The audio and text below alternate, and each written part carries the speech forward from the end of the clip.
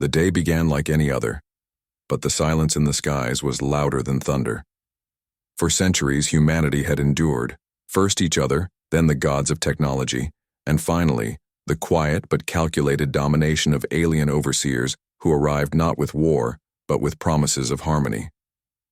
They offered solutions to hunger, disease, and death itself, and in return they harvested Earth's resources, rewritten history, and labeled mankind as primitive and emotionally unstable. The species of the galaxy watched as humans bent, adapted, and complied, gritting their teeth behind forced smiles, tolerating decades of manipulation cloaked in guidance. Cities had turned into controlled zones, languages into codes, and free will into a monitored algorithm. Yet beneath the surface, humanity was not asleep. It was simmering. When the Alarian Enclave announced the global sterilization protocol, citing genetic chaos, they miscalculated the very core of what it means to be human. Across continents, digital feeds blacked out, satellites fell, and from underground bunkers and sky-hidden colonies, mankind unleashed what it had been preparing in silence. The Exodus Protocol. From the ashes of fallen empires, rogue scientists, ex-military outcasts, and forgotten leaders emerged, unified not by government or creed but by fury. Swarms of AI-guided drones, bioengineered beasts, and energy weapons, thought to be myths, erupted into alien skies, striking their watchers with unprecedented force. The species watching from across the galaxy, once indifferent, witnessed terror not just in firepower but in intent. This wasn't a rebellion, it was a message carved in flame. We were patient, you mistook it for submission. From Mars, outposts to Saturn's rings, alien broadcasts spoke one name that night: Earth. And though many would later claim to have foreseen the uprising, none could forget the raw expression of collective wrath that shook the fabric of peace they thought permanent. It was not victory that made history tremble, but the realization that the most dangerous force in the universe was not superior intelligence, but a species that had finally said, enough. The aftermath of Earth's uprising rippled through the stars like a shockwave no civilization could ignore. What began as a defiant scream turned into an unstoppable storm. The alien coalition, known as the Unity Accord, scrambled to respond, deploying armadas from distant worlds, each ship bristling with technologies forged in the hearts of dying stars. But by the time their fleets entered the solar system, humanity had already transformed. Earth's skies were now guarded by quantum mesh shields, its orbit a labyrinth of cloaked satellite cannons and hijacked alien tech. The Exodus Protocol had not only been a plan for war, it was a rebirth. Underground cities surfaced as fortress metropolises, and leaders once silenced by political fear now spoke through unified frequencies, guiding a race that had no more chains. Former enemies, the warring nations of old Earth, had become strategic. Allies, their armies merged into a single global resistance known as the Sol Dominion. When the alien fleets began their descent, they did not meet chaos or confusion. They faced coordinated, strategic, and relentless counter-assaults. Entire alien squadrons vanished into nebulae of human-made dark energy traps. The Unity Accord, stunned by the technological evolution of a species they once labeled backward, attempted diplomacy. But humanity had no voice for peace left. Only the cold, logical wrath of a civilization that had watched its dignity torn apart for too long. The first interstellar battle over Neptune ended in the annihilation of 2 alien flagships, not by missiles, but by controlled gravity wells detonated from Earth's moon base. As the war escalated, something even stranger happened. Other oppressed species across the galaxy began to rise.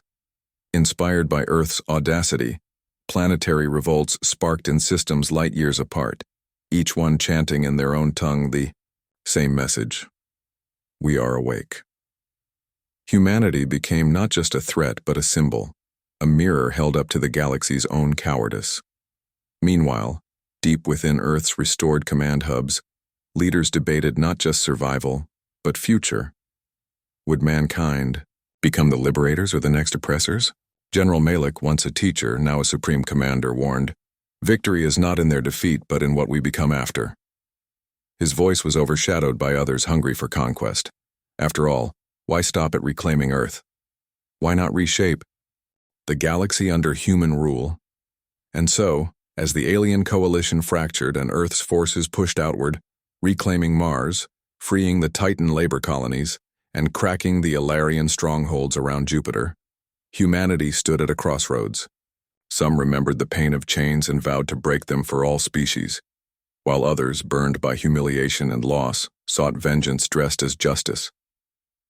The stars watched silently as humans did what they always had: build, destroy, argue, evolve. And yet, through all the fire and dust, one truth became undeniable. The galaxy had changed forever. No species would ever again speak of Earth with pity or condescension. From that day forward, when the word human was whispered in alien courts or carved into rebel flags, it meant not fragility, but fury, fire, and the unwillingness to ever kneel again. As the Sol Dominion's banners stretched across Star, systems once governed by the fallen Unity Accord, humanity stood at the zenith of its power. But within that triumph brewed an unsettling question. Had the oppressed now become the conquerors? With alien worlds now pledging loyalty out of fear, rather than faith, a quiet unease spread among Earth's own ranks. General Malik, now a living legend, began to sense the shift, not in the stars but in human hearts. What began as a fight for freedom had curdled into an empire hungry for control. On once liberated planets like Drazel IV and Arxis Prime, human governors imposed strict surveillance, citing galactic stability, while crushing local customs and voices. Whispers of rebellion began, this time against the humans, led by both alien insurgents and a new wave of young Earthborn dissenters who believed the Sol Dominion had betrayed its founding principles. One of them, Captain Ellen Virek, granddaughter of a war hero, defected during a mission on Tau Valari, choosing to defend an alien temple from demolition rather than follow the Dominion's orders. Her act sparked a ripple, a second flame, as rebels began calling it, lighting fires of resistance not only in the outer colonies but deep within Earth's own orbiting cities.